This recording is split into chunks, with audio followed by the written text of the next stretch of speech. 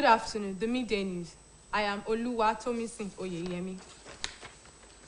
Governor Adegboyega Oyetola's campaign train called at Ila-Ifedayo local government areas of the state of Osun as part of efforts towards his re-election in the forthcoming gubernatorial election.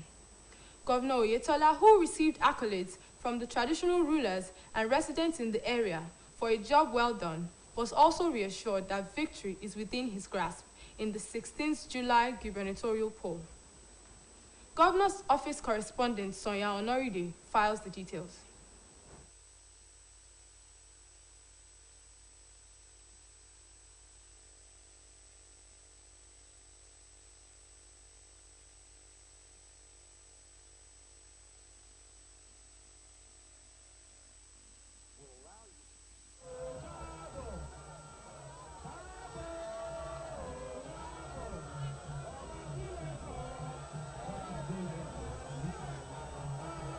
Communities in Ila and Ifedayo local government areas of the state of Osun, including Ila Orangun, Okela, as well as Ora Igbomina, were pretty much elated to receive Governor Adegboyega Oyetola's campaign train with fanfare for his re-election in the forthcoming gubernatorial election, while receiving the traditional royal's blessing at the palace of Orangun of Okela, Ashaoni of Ora Igbomina, Akesin of Ora Igbomina. Governor Adegboyega Oyetola maintained that he is consciously guided towards improving the lot of the people, as been demonstrated with numerous welfare policies and infrastructural developments that resonates with the yearnings and aspirations of the people, adding that if re-elected in the forthcoming gubernatorial election, he would deliver more dividends of democracy across the state. Orangun of Ila, Oba Abdulwahab Oyedotun, Orangun of Okela, Oba Abolarin Adedokun, Ashaoni of Ora Igbomina,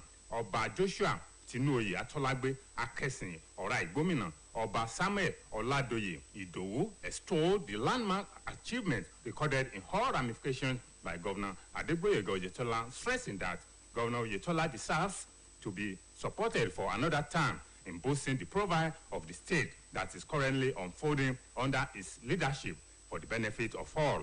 Addressing the Mammoth Party supporters that throng Ila Orangun and Okela town squares, Governor Adegboyega Oyetola would noted that moving the state forward with social amenities and accelerated economic developments is paramount and very dear to his heart, reiterated that if re-elected, his administration will continue to pursue critical initiatives in transforming the life of the citizenry. Governor Oyetola therefore implored the eligible voters to ensure that they are in possession of the permanent voters card to exercise their franchise in the forthcoming gubernatorial election. I've come to thank them for their support for the past 3.5 years, and I asked them to continue to support us. I've told them that my party has, asked me to continue to fly the flag of the party for the coming election on the 16th of July. I still need their support. We have 3 wards there, and this place is highly thickly populated.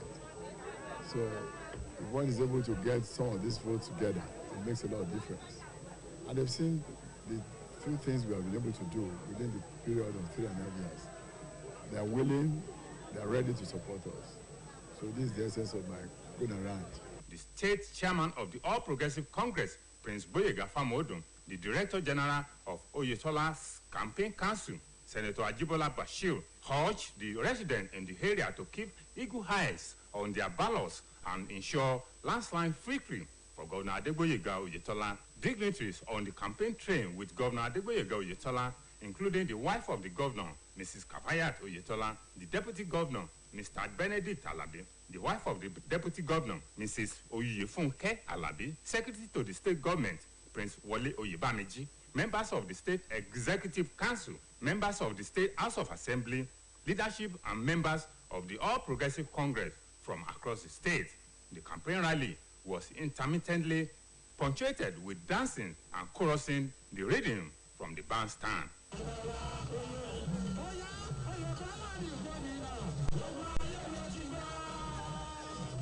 From the governor's office, Sonia Onoride reporting.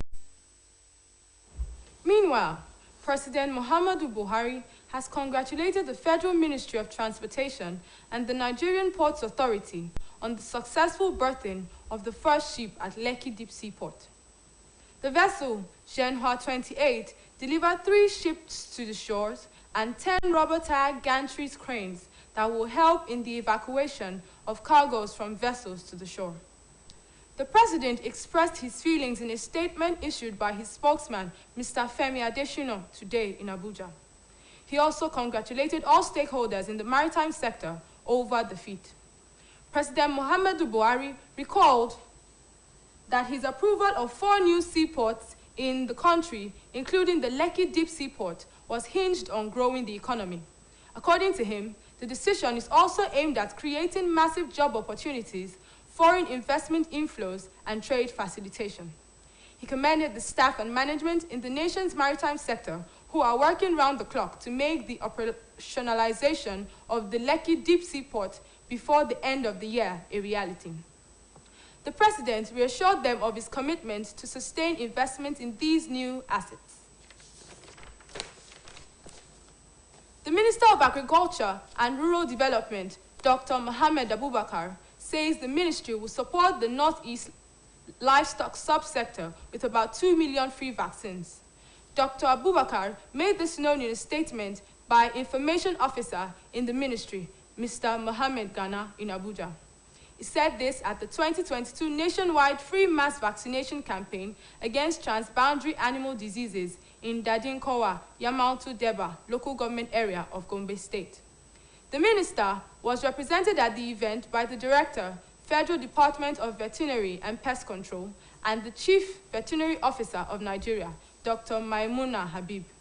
He said the ministry would support Gombe State and other states in the Northeast geopolitical region with about 2 million free contagious bovine pleuropneumonia, foot and mouth disease, pest Despertis ruminants, and Newcastle disease vaccines, among others. Dr. Abubakar said livestock production was a major means of livelihood in Nigeria, which employed about 70% of Nigeria's population, helped food nutrition and security, as well as means of livelihood for majority of the country's rural dwellers. And on to sports. Ahead of this year's Women's Cup of Nations in Morocco, Ifeoma Onumonu says the Super Falcons is still the team to beat in Africa as they prepare to land a record-extending 10th continental title. The Falcons will commence the defense of their title on Monday next week against Banyana of South Africa in Group C. They will also face Botswana and Burundi. Aside Randy Waldrum's team, the likes of South Africa and Cameroon have been tipped to challenge the African champions for this year's tournament. But Onumonu remains convinced that despite recent struggles, the record champions remain the best team in Africa. Despite having just 5 caps to her name, Onumonu has found the back of the net 3 times. 2 of those came during a hard-fought qualifying game against Côte d'Ivoire, which propelled the Nigerians to Morocco. The other came in a friendly against Canada, where the Falcons were forced to a 2-2 draw by the Olympic champions. And on to the foreign scene. At least 5 people were killed and 19 injured when a strong earthquake shook southern Iran early this morning. The United States Geological Survey said the magnitude quake hit 100 kilometers southwest of the port city of Bandar Abbas in Hormozgan province. The quake struck just a minute after a 5.7 tremor. The survey says Hormozgan Governor Mandi Dosti said the quakes killed 5 people and injured 19 others. Dosti said most of the damage occurred in the village of Sayan Host, close to the epicenter. Death toll rises to 1,000 in Afghanistan earthquake. That ends the midday news on OSBC TV. Join us at 5 for the evening news. Good afternoon.